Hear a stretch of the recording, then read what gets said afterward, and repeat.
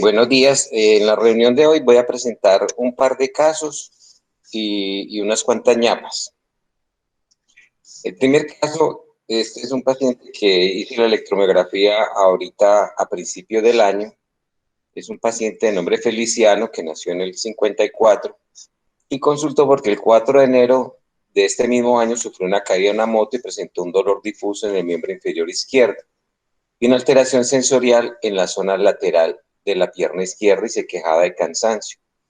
Él traía una electromiografía, yo no conozco al electromiografista, al parecer le encontró unos signos de un agudo positivo en los peroneos, no tenía pues exploración de musculatura proximal ni paraespinal, y con eso lo reportaron como una radiculopatía L5. En el examen físico llamaba la atención dos cosas. Tenía una hiporreflexia patelar izquierda, pero tenía una hipoestesia en la zona lateral de la pierna izquierda. Juan, el R1. ¿Cómo es la inervación sensitiva a la zona lateral de la pierna? Eh, Profe, bueno, la parte lateral de la pierna estaba principalmente por el peroneal, por el sural y por el peroneal superficial, que vienen a ser pues como evaluando por raíces la raíz L5, pero tiene los dos componentes, tanto el peroneal superficial como una parte también lo mete el sural. Muy bien. Cuando yo hice el examen físico, dije, aquí me voy a encartar con algo, porque no me coincidía la alteración del reflejo con la zona de la hipoestesia. Entonces, como decía Juan, este borde lateral de la pierna está dado por el peroneal superficial y en la zona más proximal por este nervio que es chinchecito de sacar, que es el cutáneo sural lateral. Y en cuanto a dermatomas, pues es dado básicamente por L5. Buscando cómo tratar de salvar como la pelota, yo dije, de pronto el peroneal superficial, el cutáneo sural lateral tenga algo de L4. A ver si me coincidía, porque uno esperaría una radiculopatía L4, listo, se me altera el reflejo rotuliano y da una hipoestesia, pero en el borde medial de la pierna, no en el borde lateral de la pierna. María Clara, ¿usted con esa historia clínica qué le hubiera hecho al paciente? Es un paciente que en el examen físico pues no hay debilidad, lo único positivo es la hiporreflexia patelar y la alteración, la hipoestesia en la zona lateral de la pierna. Profe, podríamos, aunque usted me lo dijo el chinchecito, podríamos intentar hacer un sural lateral, pues Bueno, da la clínica de la hipoestesia. Bueno, eso es una opción. ¿Qué más? La ramita dorsal, ¿La ramita dorsal de podemos, qué? no, profe, hacemos el pedio, pues el fibular motor captando en el pedio Ah, bueno. y los H del femoral. Bueno, muy bien. Lo que hice fue que le hice el femorocutáneo, le hice el femorocutáneo medial, sí, con la técnica de Genei Vanegas y colaboradores. Le hice el peroneal superficial, que es donde él tenía pues como la sensación de hipoestesia. Esas conducciones salieron normales. Le hice los reflejos H del femoral. Los H del femoral yo siempre los hago con facilitación. Ustedes ven que en el lado derecho hay una respuesta muy clara, muy medible y todo. En el lado izquierdo, si uno mira el cuarto trazo, parecería que estuviera empezando a aparecer un reflejo H. Pero en el trazo 5, miren que ya desapareció. Entonces yo cuando estoy haciendo estos reflejos H con facilitación, me fijo que la respuesta sea reproducible.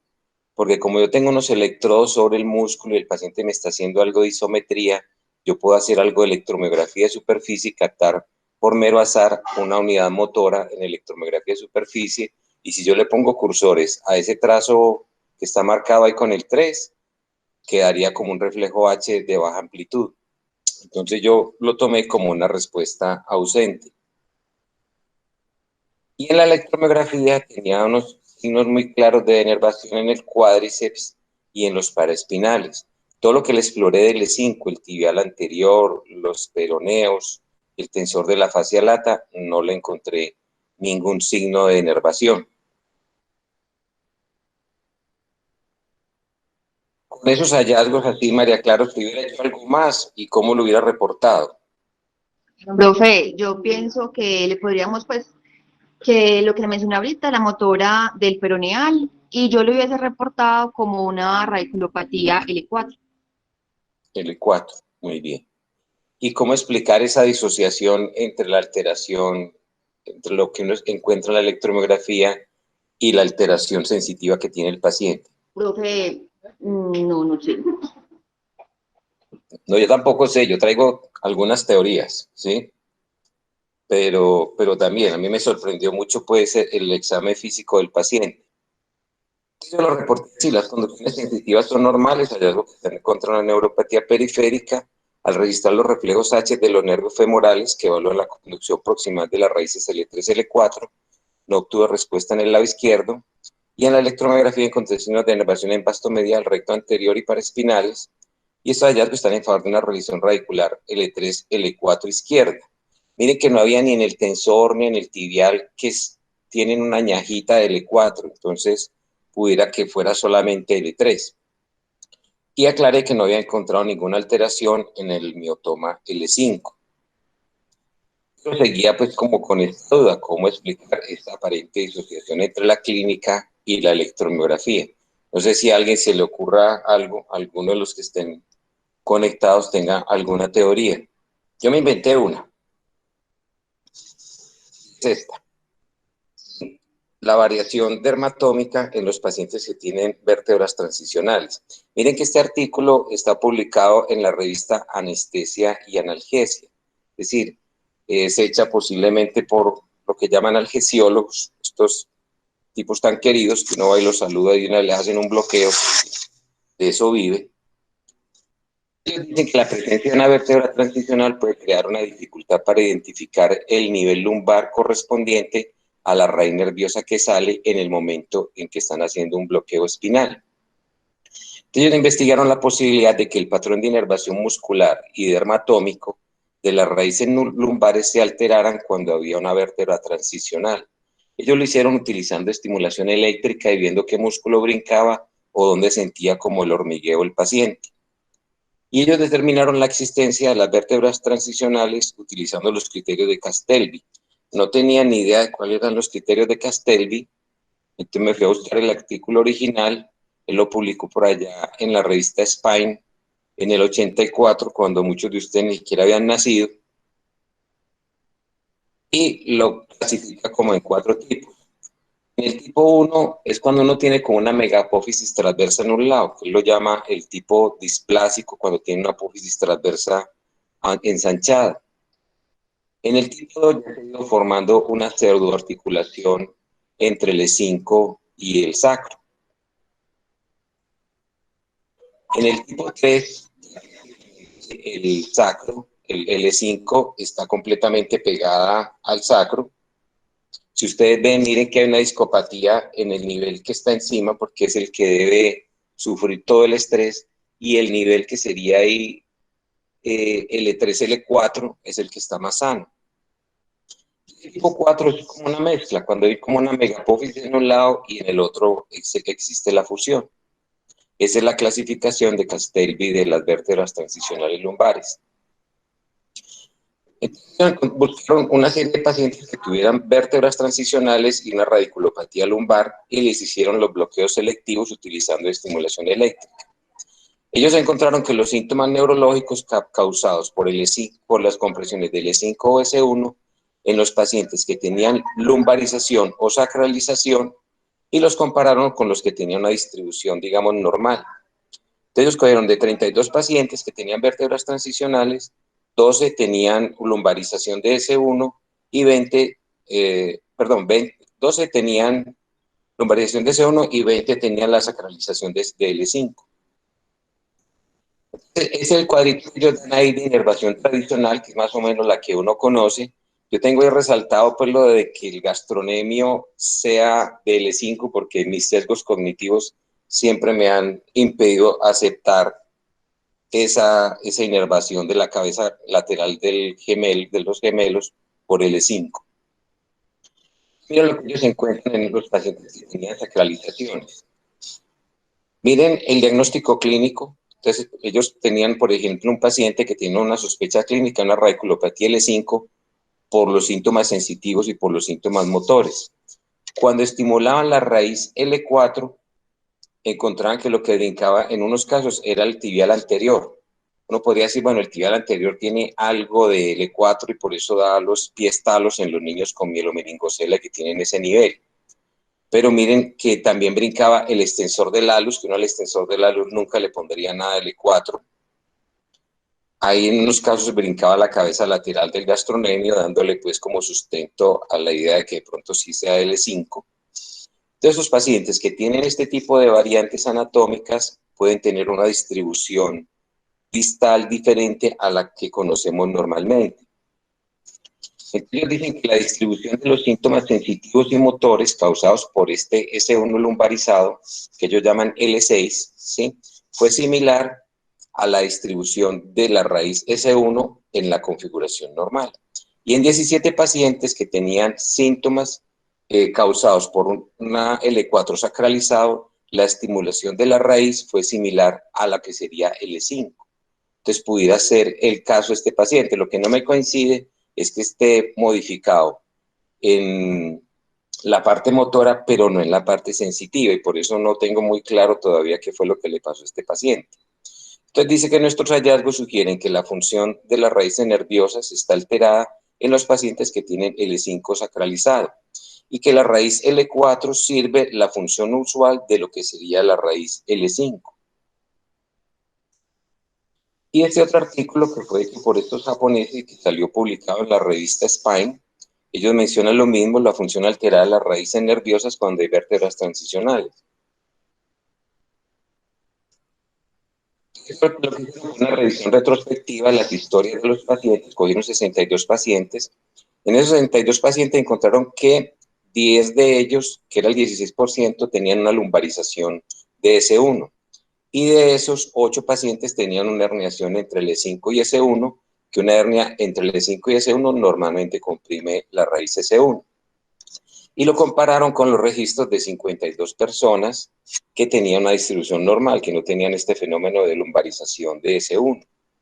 Y los síntomas neurológicos preoperatorios causados por la compresión de la raíz nerviosa en los pacientes con la vértebra S1 lumbarizada fueron comparados con los que tenían compresión de L5 o S1, pero con una distribución normal. Ellos tomaron pacientes que tuvieran una clasificación tipo 1 o tipo 2 de la Castelvi que les acabo de mostrar, y mencionaron pues que ellos dicen que la raíz L1, S1, cuando está lumbarizada, ellos la denominan L6, ¿sí? Pues es lo que pido perdón, porque es que alguna vez yo creo que regañé a un residente cuando me dijo L6, entonces para que vean que el bruto era yo, espero haber conjugado bien el tiempo del verbo, y si existe pues un L6. Y hacen una claridad que es muy interesante, y es que no había herniaciones discales foraminales. Recuerden que cuando uno tiene una hernia L5-S1, por poner un ejemplo, como la herniación usualmente es posterolateral, comprime la raíz que va bajando, no la que va saliendo.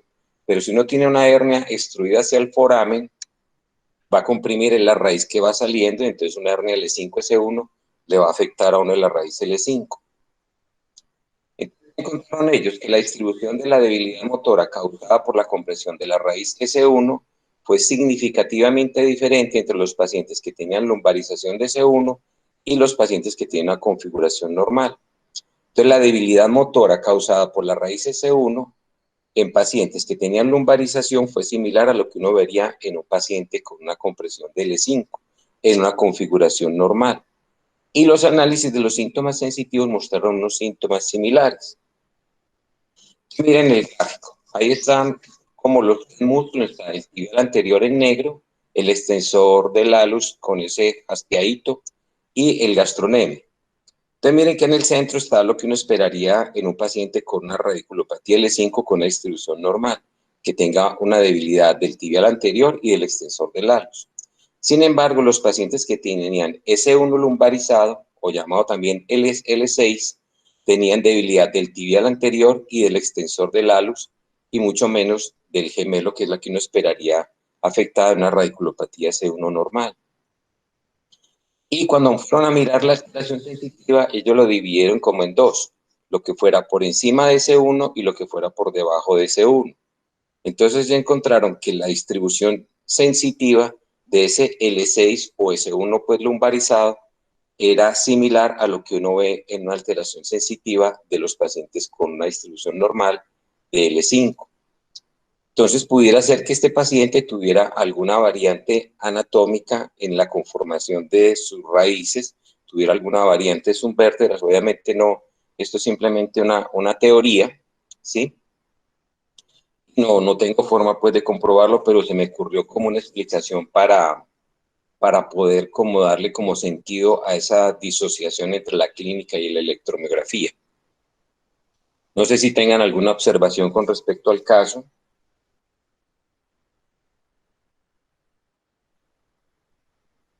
Bueno, paso al segundo caso. Este segundo caso no es mío.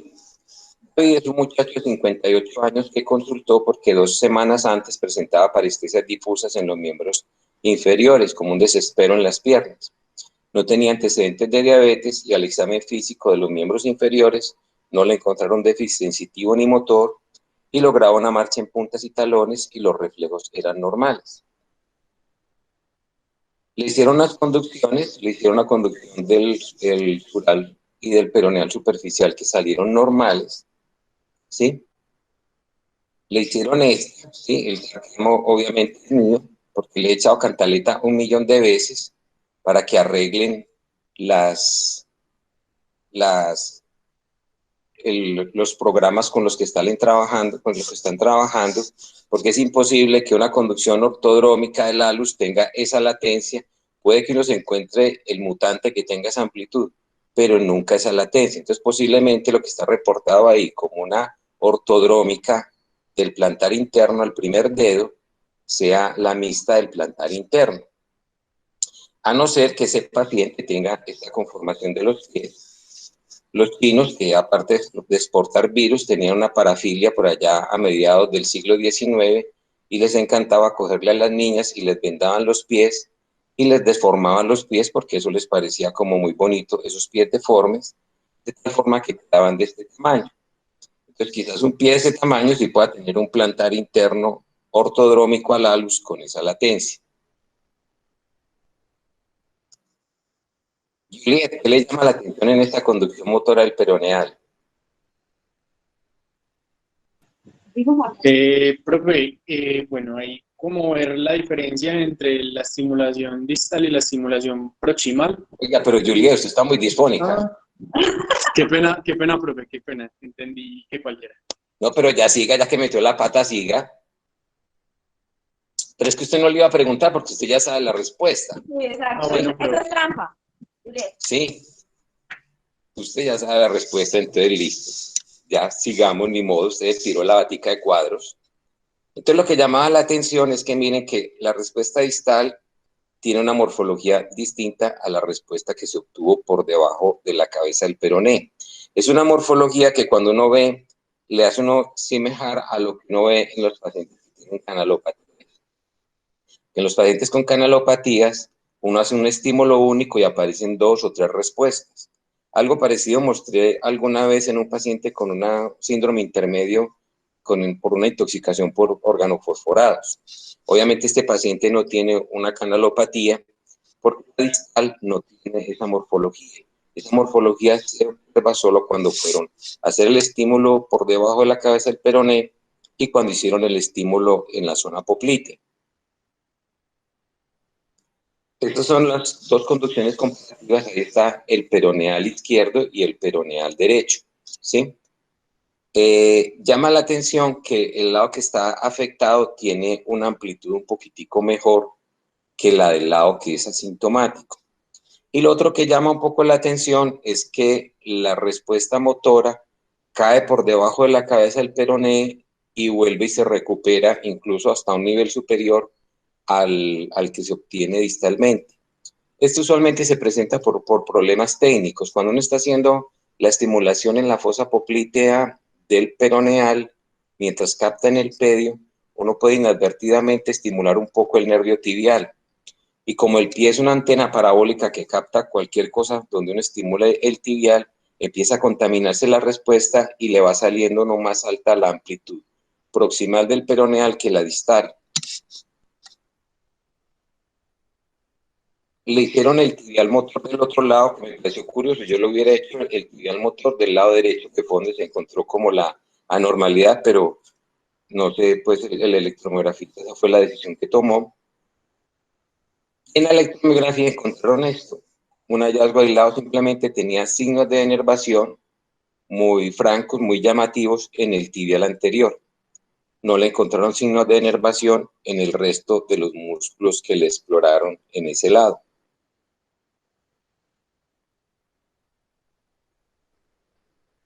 No sé si hubiera sido útil hacer una exploración con electromiografía de aguja del pedio.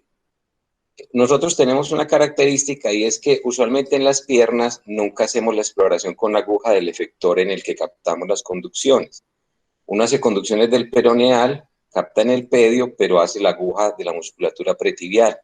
Uno hace conducciones del tibial, captando en el abductor del halus o en el abductor del quinto, y explora la musculatura gastrosólea, pero rara vez mete la aguja en los músculos donde uno puso el electrodo de captación de las conducciones. Y dado que lo que estamos encontrando es una morfología atípica captando en el pedio, no sé si hubiera sido útil meterle una agujita al pedio y ver cómo era la actividad eléctrica de ese músculo. Ahora sí, Julia, pues, si se le curó la disfonía, ¿cómo explico ese doble pico del peroneal? Profe, pues lo que estaba hablando pues sería por una cancelación de fases. Una cancelación de fases. Si uno tiene una cancelación de fases, ¿qué ocurre cuando uno hace el estímulo proximal?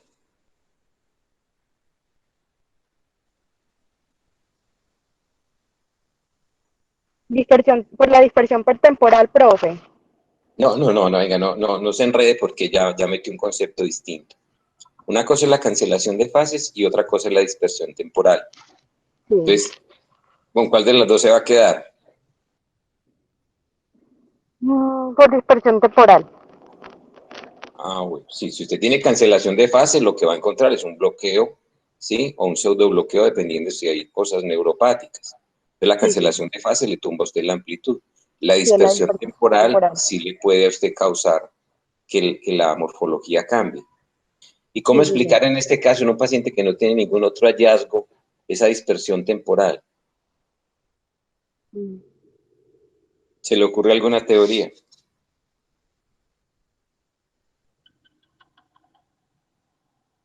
No, en estos momentos no, profe. Laura, usted que no le he oído la voz, ¿se le ocurre alguna teoría?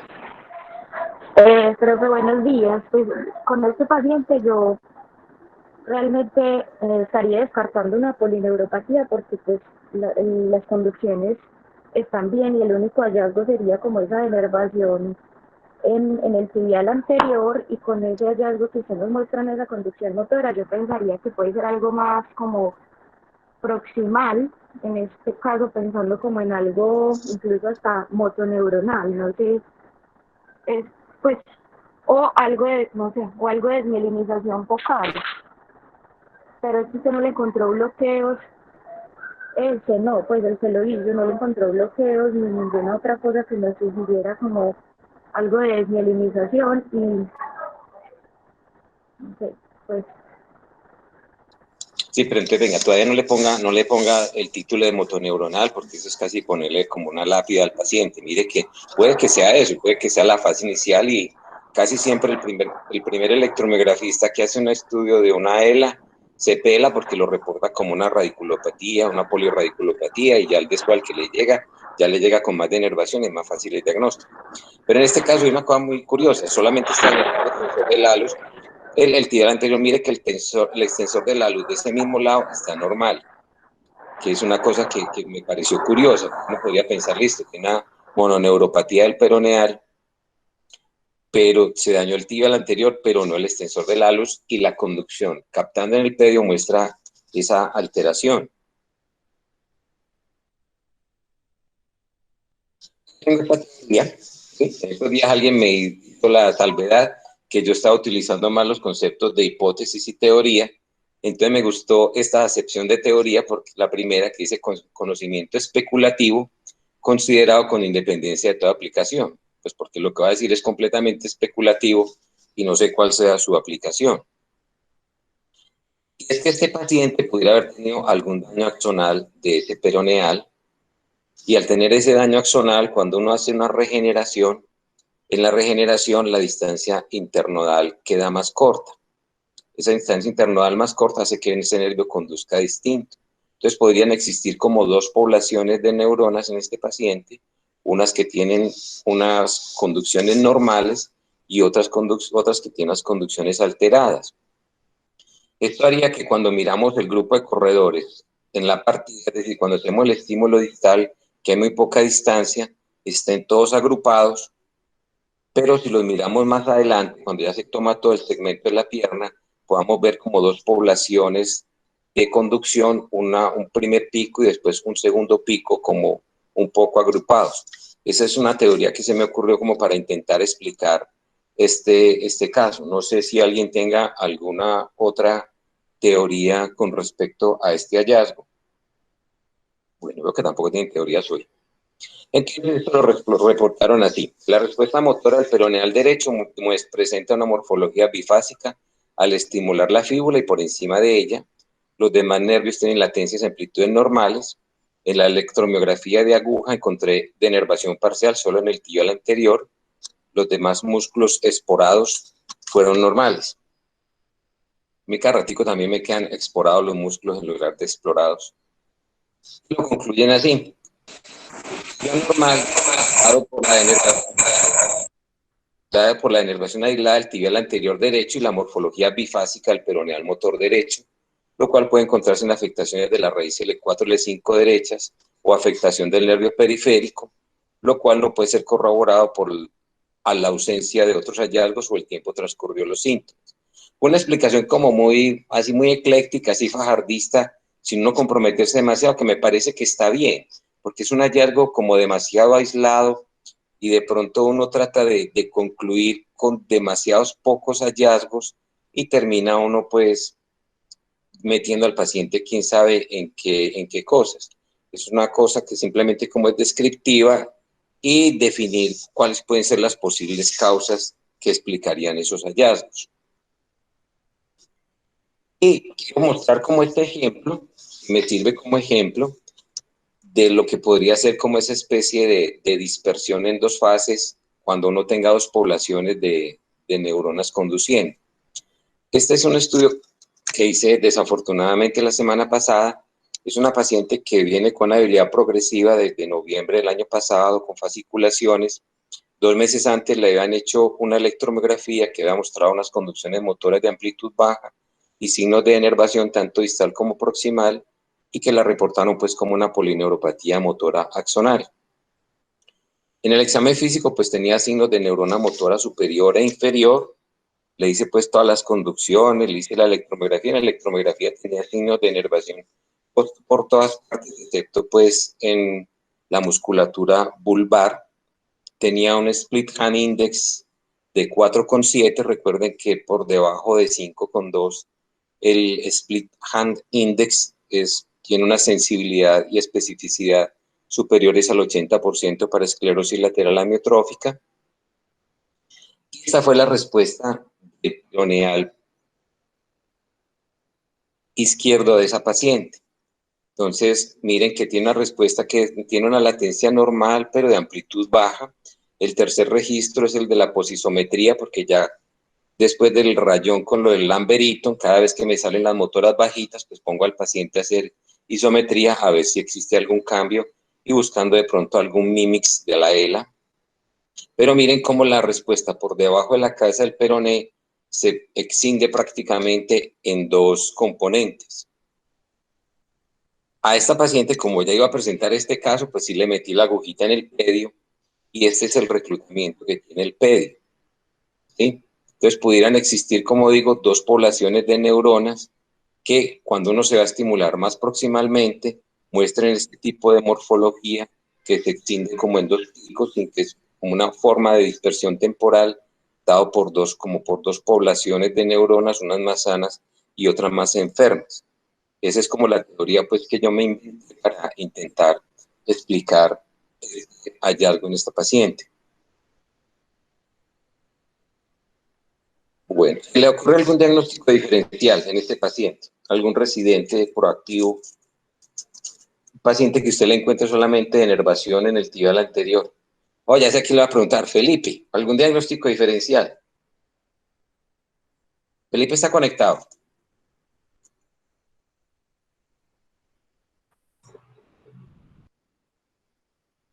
¿Aló?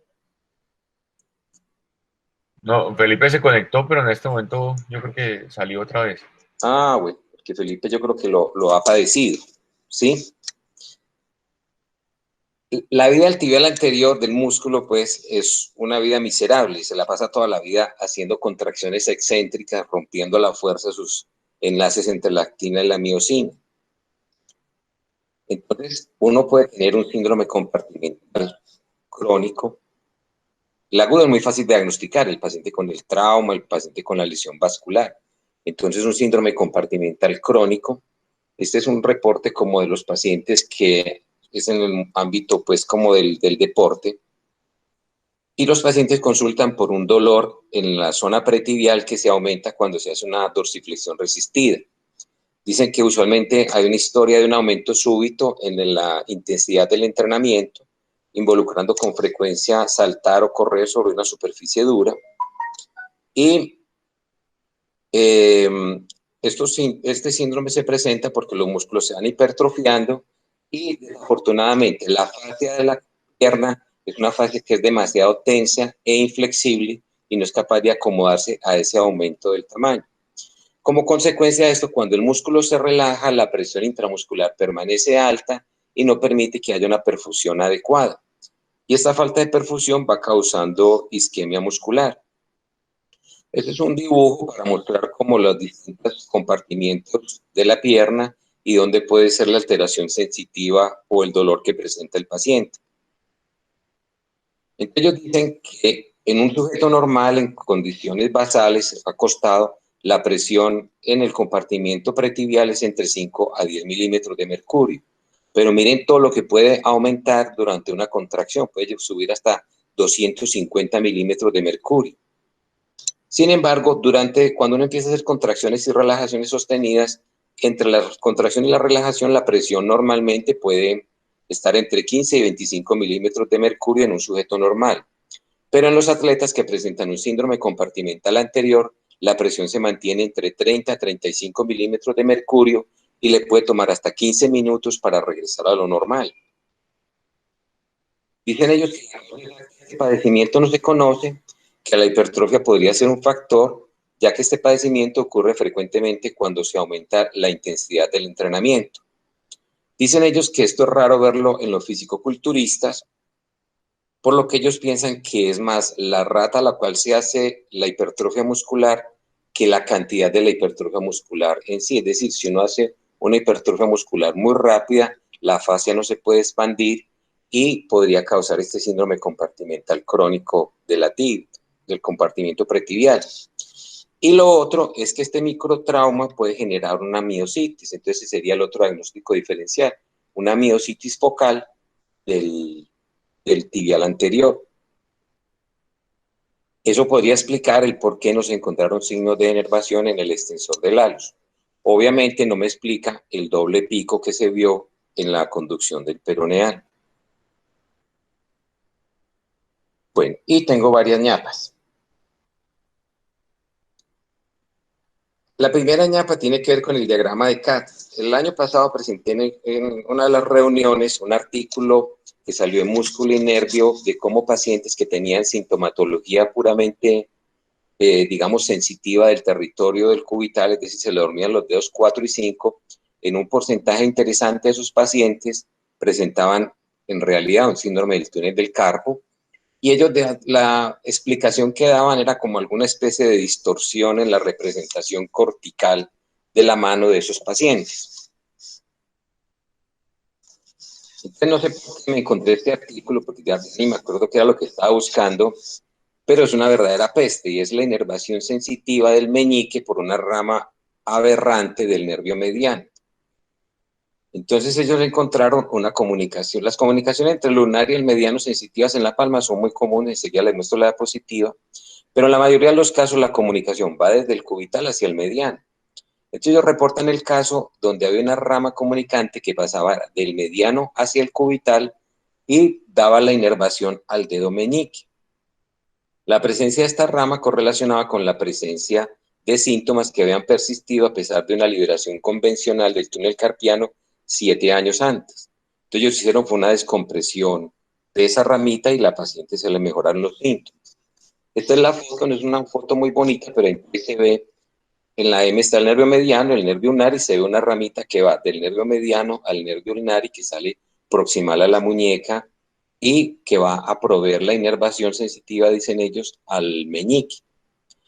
Esta es una variante que me pareció muy interesante porque es una peste. Si este paciente le llega a uno para la electromiografía, pues posiblemente uno le hubiera hecho la conducción al mediano, estaría retardada por su túnel carpiano. Y dependiendo de qué tanto de la inervación del meñique la diera el mediano, uno hubiera podido encontrar alterada la conducción al meñique. En el peor escenario, uno pudiera haber encontrado que la conducción muñeca-meñique del ulnar estaba ausente.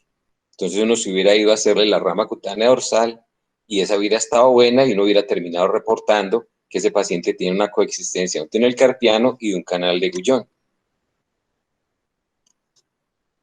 Posiblemente el paciente tenga una variante de esto que es la rama de Berretini. La rama de Berretini no se puede llamar una variante anatómica porque está presente hasta en el 80% de las personas, o sea que la variante es no tener la variante, y que son unas conexiones sensitivas que existen entre el mediano y el cubital en la palma. La segunda ñapa la titulé así: hagamos un mejor esfuerzo. Yo sé que eso suena como a programa de autoayuda o a reunión de alcohólicos anónimos, pero quiero insistir, hombre, en que los pacientes dependen de lo que nosotros hagamos. Y muchas veces, no sé si es por impericia o por desidia, no hacemos las cosas como es y le terminamos inventando diagnósticos a los pacientes. Ese es el caso de una paciente que fue al consultorio mío para que le hiciera una electromiografía de control porque un colega ya le había hecho un diagnóstico de que tenía una neuropatía interdigital. Cuando yo vi la electromiografía que me traía la paciente, yo inmediatamente supe que el estudio estaba mal hecho. Supe que estaba mal hecho porque reportan que la conducción del primer espacio interdigital tiene una latencia de 3,2 milisegundos. 3,2 milisegundos es la latencia que da un cubital, pero es prácticamente imposible que una rama interdigital del pie dé una latencia de 3,2 milisegundos. Tiene prácticamente la misma latencia que la encontraron a los plantares mixtos que están en el lado derecho de la diapositiva. El pie de esta paciente, entre el espacio interdigital y la zona retromaleolar, medía 23,5 centímetros. Eso haría que al calcular la velocidad, diera una velocidad de 73 metros por segundo. Ningún nervio en el cuerpo tiene esa velocidad, ni los de la mano, y menos los nervios interdigitales, a no ser que este fuera el Usain Bolt de los nervios interdigitales. Entonces yo no sé cuál fue la técnica que emplearon con esta paciente, pero le inventaron ese diagnóstico. Sí, estos eran los interdigitales del otro lado, otra vez con las latencias muy atípicas. Le hicieron la del primero y no obtuvieron los otros dos espacios y entonces lo reportaron como una neuropatía interdigital. Afortunadamente este paciente estaba a cargo de un neurólogo clínico, porque si este paciente hubiera estado a cargo de un ortopedista, posiblemente lo hubieran operado. Yo le repetí las conducciones de los interdigitales, yo siempre las suelo hacer con registro cercano al nervio, con electrodos de aguja marca Uribe, ¿sí? Miren la ganancia con la que los hago y el barrido. Se obtuvieron todas las conducciones de todos los espacios interdigitales, pero miren la diferencia tan enorme en la latencia. Son latencias de 7 milisegundos. Esos son los nervios más distales que uno puede tener para evaluar. De hecho, hay algún reporte de hacer diagnóstico precoz de neuropatía diabética haciendo conducciones de los interdigitales, pero no hay forma de que uno tenga unos interdigitales de 3,2 milisegundos. Son las conducciones de los interdigitales del otro lado, que también salieron todos los de los interespacios, ¿sí? Yo no encontré ninguna neuropatía interdigital, Entonces quiero insistir en que si el paciente llega con este tipo de sintomatología y le vamos a hacer eso, pues hagamos el mejor esfuerzo con el paciente, hagámosle registro cercano al nervio, hagamos promediación, pero no le inventemos diagnósticos. O lo otro es que si vamos a inventar el diagnóstico, que el otro que les digo a los residentes, la idea es que el estudio sea bien hecho y que parezca bien hecho. Pero si el estudio no va a estar bien hecho, al menos que parezca bien hecho, y aprender algo de maquillaje electromiográfico. La tercera ñapa, se las paso por cortesía del doctor Jesús Vanegas. Esta conducción de la rama peroneal profunda sensitiva al primer espacio a veces es muy chincha, es una ramita que se daña a veces por traumas en el dorso del pie, por gangliones, por osteofitos, y el paciente consulta pues con su área de hipoestesia en el dorso del primer espacio interdigital. Entonces, Vanegas se inventó esta técnica que me pareció muy interesante, y es hacer una técnica con un montaje como mixto. Puso una agujita subcutánea en el primer espacio interdigital y puso la referencia ahí en el segundo artejo. Y obtuvo una respuesta muy reproducible, tanto la sencilla como promediada. Entonces me pareció una técnica muy interesante y me parece muy importante cuando uno le llega en pacientes. No hay nada más horrible que a uno le llegue un paciente con hinchazón en los pies, porque si uno le pide a un paciente con edema en los pies que le haga esa conducción del dorso del primer espacio interdigital, uno se va a sacar un ojo. Entonces me parece interesante, yo todavía no he tenido la oportunidad de ensayarlo con algún paciente, los invito a que si tienen la oportunidad lo hagan y nos compartan o algo cómo les fue, a ver si pudieron reproducir la técnica y de pronto el doctor Jesús Vanegas se entusiasme y haga pues su otra estandarización de esa técnica para que vuelva a ganarse 5 minutos de fama en músculo y nervio. Y la última ñapa tiene que ver con los filtros. Obviamente, pues no son los filtros de aceite, sino los filtros de las señales electrofisiológicas. En la reunión anterior, Enrique nos mencionó que la encuesta que él había hecho por allá en la prehistoria, cuando fue el Congreso Nacional aquí en Medellín, en el Hotel Nutibara, como la mayoría de los que hacemos electromiografía, y me incluyo porque yo nunca le he parado bolas a lo de los filtros, no conocemos cuáles son los filtros con los cuales debemos realizar las conducciones. El problema de conocer los filtros, ¿sí?, es cuáles filtros utilizar. Lo que uno busca con los filtros, el de paso bajo o el de corte alto, pues que son similares, es tratar de, digamos, diferenciar la señal que uno quiere registrar de lo que sería interferencia. Entonces uno quisiera un filtro que le bote lo que está digamos, en los excesos de ambos extremos. Lo ideal es que la señal que uno quiere procesar fuera diferente en frecuencia de la señal que interfiere, pero hay veces se puede mezclar la señal que interfiere con la señal que queremos registrar. Entonces me fui a buscar filtros. Entonces, en este, que son los estándares de instrumentación que salió este año en la revista Neurofisiología Clínica, mencionan estos filtros. Para las conducciones motoras, ellos utilizan entre 1 Hz y 5 kHz. Y para las conducciones sensitivas, 10 Hz y 5 kHz. Luego miré los que recomienda Nandekar, que están en el libro de Neurología Clínica. Entonces él ya recomienda unos distintos. Entonces dice, para las motoras, utilizar entre 2 y 10 Hz y 10 kHz o 10.000 Hz. Y para las sensitivas, entre 10 y 30 Hz y entre 2 y 5 kHz. Mire cuáles son los que habían utilizado para los valores de referencia del estudio que hicieron en la Universidad del Valle, y ellos utilizaron 10 Hz y 10 kHz. Buchmacher utiliza para las motoras de entre 2 y 3 Hz y 10 kHz, y para las sensitivas, en algunos casos utiliza 5 Hz y 5 kHz, y en otros utiliza 20 Hz y 2 kHz. Y los que patentaron esta técnica de tomorocutáneo medial utilizaron 20 Hz y 2 kHz. Entonces, esto es un completo caos. Entonces, yo lo que hice, esto es una conducción mía del dedo medio, ¿sí? Entonces, la de arriba está con la estandarización que trae el equipo mío. Yo tengo un Sierra Summit y viene estandarizado para las sensitivas entre 10 Hz y 2 kHz. Cuando le modifiqué los filtros, no se me modificó gran cosa, ni la latencia ni la amplitud. Lo que sí es que la línea de base se me puso muy aserrada. Entonces, no sé con otras ganancias cómo se me ponga, porque estoy con una ganancia de 20 microvoltios. Entonces, no quedé muy convencido del cambio de los filtros en las sensitivas. Luego me hice una conducción motora al abductor del halus. La conducción, la estandarización que tiene el Sierra mío es de 10 Hz y 10 kHz. Con eso me dio una amplitud de 11,6 y una duración del pico negativo de 5,23 milisegundos. Cuando le cambié el filtro de 10 Hz a 2 Hz, hubo una cosa muy interesante, y es que la amplitud se me mejoró, pero también se me mejoró la duración. Miren que la respuesta se ve un poquitico más barrigona, un poquitico más ensanchada. Entonces, esto para situaciones normales posiblemente uno no le preste mucha atención, pero hay situaciones donde uno con ciertos valores de referencia se puede salvar. Y me refiero a esto. Esto fue un artículo que presenté también ya en alguna reunión de Electro.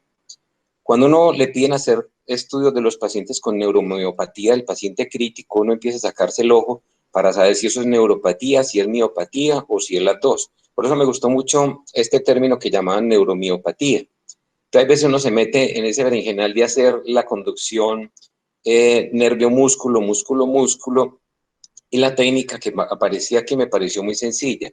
Y era listo, si el músculo está enfermo, al estar el efector enfermo, la velocidad de conducción adentro de ese músculo va a estar disminuida y el potencial de acción muscular se va a ensanchar. Entonces ellos establecieron con estos ciclos de 2 y 20 kHz que si la duración del potencial era de más de 8 milisegundos en el mediano, el lunar, el tibial o el fibular, captando donde se captan usualmente, o si se estaba captando en el músculo tibial anterior, se tomaba como valor de referencia 15 milisegundos. Si el potencial de acción está más ensanchado de eso, se considera que el paciente tiene una afección de la fibra muscular y le permitía a uno hacer un diagnóstico más sencillo de la neuromiopatía del paciente crítico. Esas eran las cosas que traía para hoy. Les recuerdo que estoy buscando pacientes con TEC moderado y grave que iban en el área metropolitana para una investigación que me está bloqueando mi jubilación.